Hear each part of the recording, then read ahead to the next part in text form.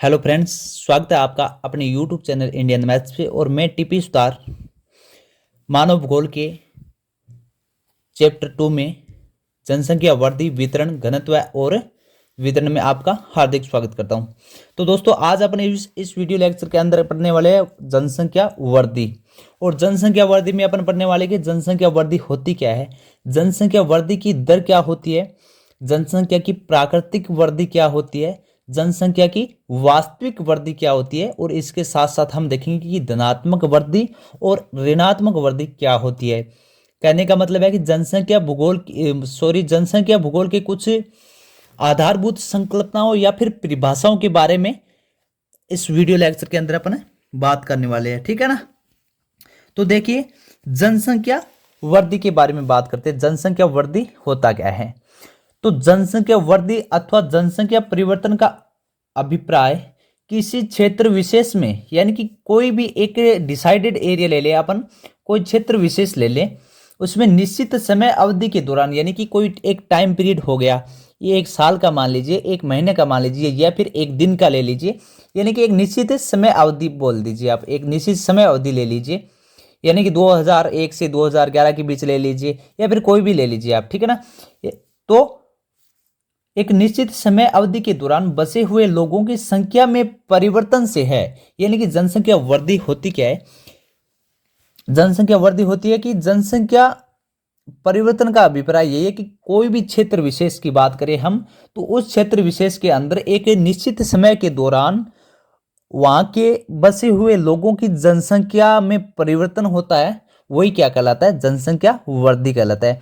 और एक बात देखिए कि यह परिवर्तन धनात्मक भी हो सकता है और ऋणात्मक भी, यानी कि जनसंख्या में वृद्धि धनात्मक भी हो सकती है और ऋणात्मक भी हो सकती है। ठीक है।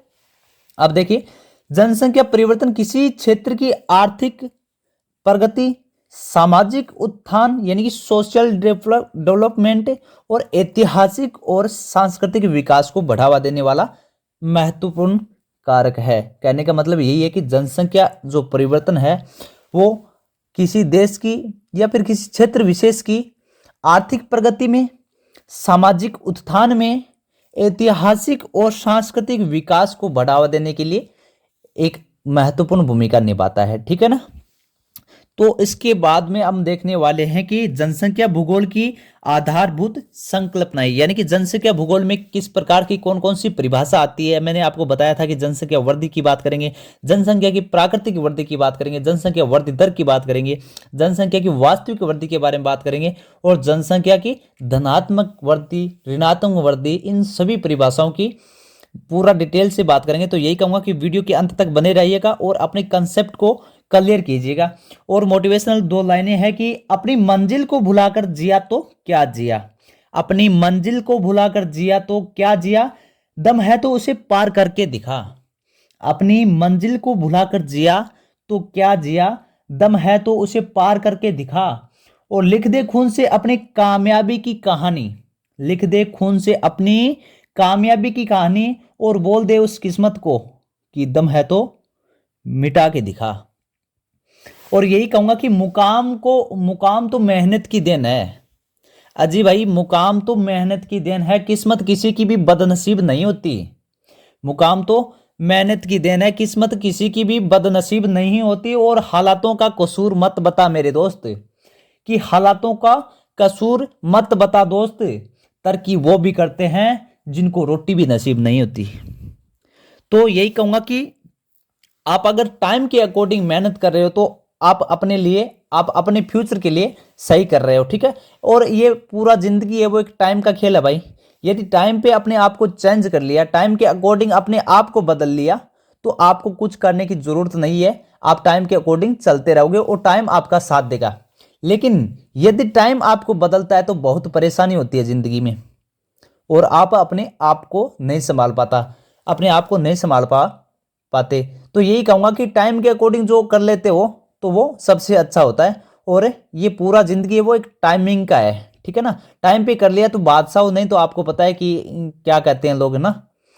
तो टाइम पे जो काम हो जाता है सो हो जाता है। तो यही कहूंगा कि वीडियो के अंत तक बने रहिएगा और अपने कंसेप्ट को बहुत क्लियर करने की कोशिश कीजिएगा और एक मेहनत के दम पे चलिएगा कि मैं कल की चिंता नहीं करता बल्कि आज को बेहतर बनाता हूं ताकि आने वाले कल में कोई प्रॉब्लम ना हो। यानी कि हम कल की चिंता करते रहते हैं और आज कल की चिंता में आज ही अपना क्या है कि खो देते हैं। लेकिन अपने आप को आज सुधारोगे, वर्तमान को सुधारोगे तो भविष्य भी सुधर जाएगा।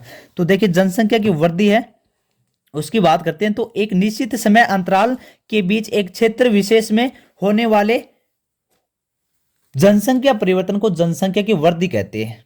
यानी कि कोई भी मान लीजिए टाइम पीरियड मान लीजिए एक साल का मान लीजिए, 10 साल का मान लीजिए, 2001 से लेकर 2011 तक का मान लीजिए, या फिर यूं कहूं कि एक महीने का मान लीजिए। तो उस टाइम पीरियड के अंदर, उस समय अंतराल के अंदर एक क्षेत्र विशेष की बात करूंगा, यानी कि एक एरिया डिसाइडेड किया हुआ एरिया की, इतने एरिया की बात करें, एक क्षेत्र विशेष में होने वाली जनसंख्या परिवर्तन को क्या कहते हैं? जनसंख्या की वृद्धि कहा जाता है। अब इसके आगे हम पढ़ेंगे कि जनसंख्या की वास्तविक वृद्धि क्या होती है, जनसंख्या की प्राकृतिक वृद्धि क्या होती है, और जनसंख्या की धनात्मक वृद्धि क्या होती है, किस प्रकार से होती है, और ऋणात्मक वृद्धि नेगेटिव डेवलपमेंट या नेगेटिव ग्रोथ किस प्रकार से होता है जनसंख्या में, ये भी बात अपन इस वीडियो लेक्चर के अंदर करने वाले। ठीक है, आई होप आपको बहुत अच्छा पढ़ने को मिल रहा होगा, बहुत अच्छा क्लियर कर रहे होंगे आप अपने कंसेप्ट को। तो देखिए जनसंख्या वृद्धि के एक एग्जांपल लेके समझाया है कि यदि हम भारत की 2001 की जनसंख्या में से एक की जनसंख्या माने तो भारत की 2001 की जनसंख्या 102.72 करोड़ मान लीजिए। ठीक है ना, यानी कि 2001 की भारत की जनसंख्या देखें तो 102.70 करोड़ मान ले को, यानी कि 2001 की जनसंख्या को 2011 की जनसंख्या यानी कि 121.70 करोड़ में से घटा दे। कहने का मतलब है कि 2001 की जनसंख्या है उसको 2011 की जनसंख्या से घटा देते हैं। तो देखिए 2001 की जनसंख्या अपनी हुई 102.70 करोड़ और 2011 की जनसंख्या हुई 121.70 करोड़। तो इनमें 2011 की में से 2001 की घटा देते हैं तो हमारे पास 18.15 करोड़ जनसंख्या बच जाती है। तो ये क्या कहलाती है? उसका अंतर है, इस पीरियड के अंदर जनसंख्या का अंतर है, वो क्या कहलाता है? जनसंख्या वृद्धि कहलाती है। अब जनसंख्या वृद्धि या धनात्मक जनसंख्या वृद्धि हुई है क्योंकि पहले क्या थी, 102 करोड़ थी 2001 में, और 2011 में क्या हो गया, 121 करोड़ हो गया। यानी कि लोगों में क्या हुआ, बढ़ोतरी हुई। तो हमारी जनसंख्या क्या हो गई, धनात्मक जनसंख्या हो गई। ठीक है ना, और यही एक वास्तविक संख्या का पता चलता है। यानी कि कहने का मतलब है कि ये अपना टाइम पीरियड हो गया, यानी कि 2001 से 2011 के बीच की जनसंख्या हो गई।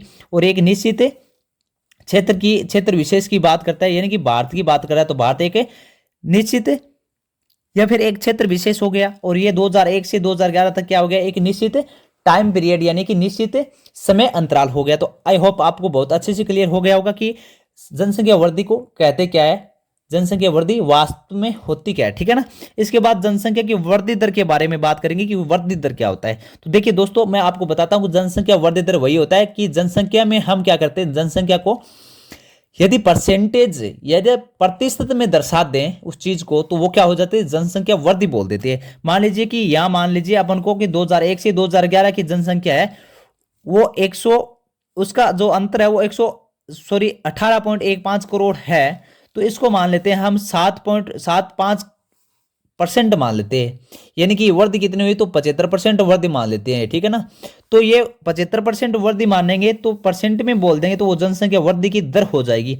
यानी कि कोई भी चीज को परसेंटेज में या प्रतिशत में लिखते ही क्या हो जाता है, जनसंख्या वृद्धि की दर हो जाती है। तो देखिए जनसंख्या में परिवर्तन को यदि प्रतिशत में लिख दिया जाए तो ये क्या कहलाता है, जनसंख्या में वृद्धि की दर कहलाता है। देखिए जनसंख्या में वृद्धि की दर की फॉर्मूला भी लिखा है मैंने कि जनसंख्या की वृद्धि दर क्या होती है, जनसंख्या वृद्धि दर बराबर होता है जनसंख्या की वृद्धि को क्या करते हैं, प्रतिशत में दर्शा देते हैं या फिर परसेंटेज में बता देते हैं तो वो जनसंख्या वृद्धि दर होती है। यानी कि 2000, आपको एक एग्जांपल दैट 2001 से 2011 के बीच की जनसंख्या वृद्धि दर है वो मान लीजिए, अपन ने देखा इसे एग्जाम्पल के थ्रू देखा तो 18.15 करोड़ की वृद्धि हुई है। ठीक है ना, मान लीजिए ये वृद्धि आपकी 90% हो गई है तो 90% लगाते ही, प्रतिशत में लगाते ही क्या हो जाता है, ये वृद्धि नहीं रहती है, फिर वृद्धि दर हो जाती है क्योंकि परसेंटेज ही क्या बताता है, जनसंख्या वृद्धि की दर बताता है। इसके आगे देखिए हम जनसंख्या भूगोल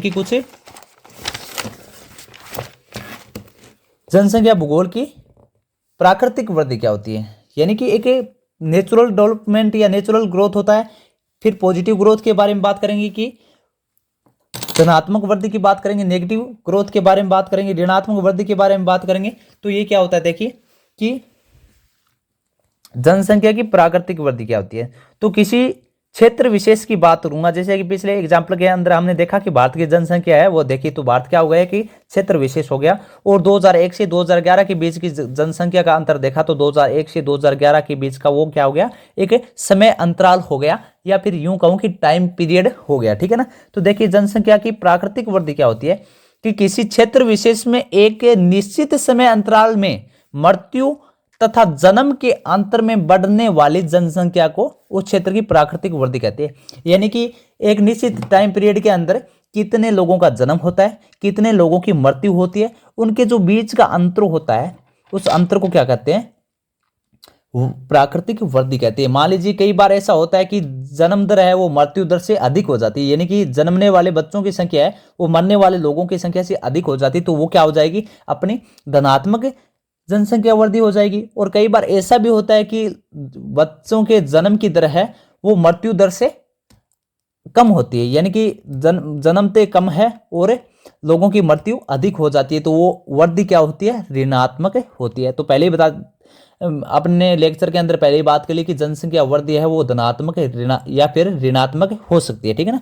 अब देखिए एक टाइम पीरियड के अकॉर्डिंग मृत्यु दर और जन्म दर के बीच का जो अंतर है उसे क्या कहते हैं, जनसंख्या की प्राकृतिक वृद्धि कहते हैं। नेचुरल ग्रोथ या नेचुरल डेवलपमेंट है वो होता है, ठीक है ना। अब प्राकृतिक वृद्धि की बात करें तो या तो जन्म से क्या कर लेंगे, मृत्यु दर घटा लेंगे, यानी कि जन्मे हुए बच्चों की संख्या में से मरे हुए लोगों की संख्या को घटा लेंगे तो प्राकृतिक वृद्धि आ जाएगी अपनी जनसंख्या की। लेकिन ऐसा भी हो सकता है कि मृत्यु दर ज्यादा हो तो मृत्यु दर और जन्म दर कम हो तो मृत्यु दर से क्या करेंगे, जन्म दर घटा लेंगे, यानी कि फिर क्या हो जाएगा, जनसंख्या प्राकृतिक वृद्धि है वो ऋणात्मक हो जाएगी, ठीक है ना। तो ऐसा भी हो सकता है कि प्राकृतिक वृद्धि बराबर मृत्यु दर माइनस जन्म दर, ये आपका फॉर्मूला बन गया। यानी कि कोई भी टाइम पीरियड के अंदर आपको जन्म दर दे दे, मृत्यु दर दे दे, तो बोले कि प्राकृतिक वृद्धि बताइए, तो आपको जन्म दर से मृत्यु दर घटाना है, या फिर मृत्यु दर ज्यादा है तो जन्म दर उससे घटा लो, यानी कि या तो पॉजिटिव आएगा आपका आंसर, धनात्मक आएगा, या फिर ऋणात्मक आएगा।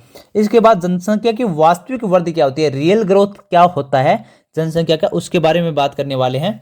तो देखिए वास्तविक वृद्धि के बारे में बात करेंगे तो वास्तविक वृद्धि का फॉर्मूला यही होता है कि वास्तविक वृद्धि जन्म दर से क्या करेंगे, मृत्यु दर को घटा लेंगे। देखिएगा ध्यान से कि जन्म दर है उससे जन्मे हुए बच्चों में से मरे हुए या फिर लोगों की जिनकी मृत्यु हो गई है उनको घटा देंगे और उनमें क्या जोड़ देंगे, आप्रवासी, यानी कि दूसरे देशों से आए हुए हमारे देशों के लोग हैं, दूसरे देशों से आए हुए लोग जो हमारे देश में रहने के लिए आए हैं उनको जोड़ देंगे। और उत्प्रवास घटा देंगे। उत्प्रवास का मतलब होता है कि हमारे देश में रहने वाले लोग किसी दूसरे देश में जाके बस गए हैं उनको घटा देंगे, तो वो क्या आ जाएगा, हमारे वास्तविक वृद्धि आ जाएगी। यानी कि जन्मे हुए लोगों की संख्या, बच्चों की संख्या, उसमें से मृत्यु दर है वो घटा देंगे और उनमें आए हुए दूसरे देशों से आए हुए लोगों को जोड़ देंगे जो हमारे देश में रहने के लिए आए हैं, और उनमें क्या और घटा देंगे, जो हमारे देश में रहते थे पहले लेकिन अब क्या है कि दूसरे देश में चले गए हैं, तो उत्प्रवास बोल दिया। आप्रवास, उत्प्रवास, और इसके साथ साथ जनसंख्या परिवर्तन के घटक, यानी कि कौन कौन से घटक होते हैं, मुख्य रूप से 3 घटक होते हैं। एक तो मृत्यु दर होता है, एक जन्म दर होता है, और एक प्रवास। प्रवास में अपन पढ़ेंगे आप्रवास और उत्प्रवास के बारे में, वो करने वाले हैं हम अगले वीडियो लेक्चर के अंदर। इससे पहले पढ़ेंगे जनसंख्या की धनात्मक वृद्धि क्या होती है।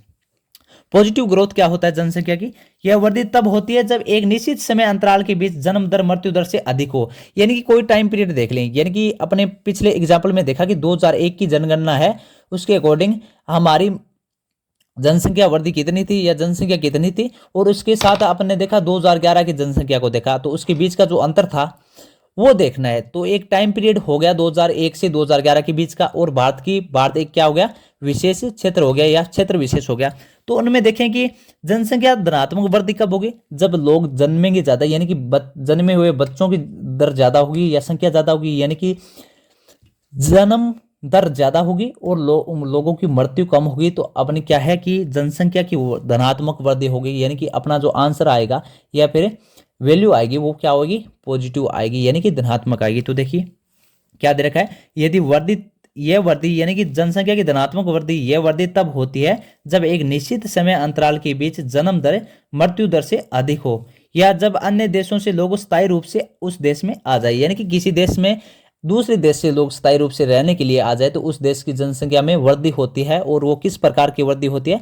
वो होती है धनात्मक वृद्धि। ठीक है, इसके बाद ऋणात्मक वृद्धि के बारे में बात करेंगे तो आपको आइडिया हो गया होगा कि ऋणात्मक वृद्धि कहते किसे, यानी कि जन्म दर से मृत्यु दर ज्यादा हो गई तो ऋणात्मक वृद्धि होगी, यानी कि जितने बच्चे जन्म रहे उनसे ज्यादा लोगों की मृत्यु हो रही है तो लोग धीरे धीरे क्या जनसंख्या में परिवर्तन आ जाएगा और ऋणात्मक परिवर्तन आएगा, तो उसी को क्या कहते हैं? जनसंख्या की ऋणात्मक वृद्धि। तो यूं ही कहूंगा कि आजकल आपके लहजे में नरमी बहुत ज्यादा है, आजकल आपके लहजे में नरमी बहुत ज्यादा है, लगता है नई साल को नई जंग का इरादा है। तो आपको इस मोटिवेशनल शायरी के according happy new year in advance, और आपका 2000 आने वाला 2022 है वो आपके लिए बहुत ही बेस्ट हो, आपकी हर मनोकामना पूरी हो, आपकी मेहनत लगन है, आपकी हर इंचा है, हर मुकाम है वो हासिल करे। यानी कि यही कहूंगा कि मुकाम तो मेहनत की देन है भैया, किस्मत किसी की भी बदनसीब नहीं होती। और मेरे हालातों का कसूर मत निकाल मेरे दोस्त, यानी कि हालातों का कसूर मत बता मेरे दोस्त, क्योंकि तरक्की वो भी करते हैं जिनको रोटी भी नसीब नहीं होती। तो थैंक यू सो मच, मिलते हैं अगले वीडियो में, तब तक के लिए जय हिंद।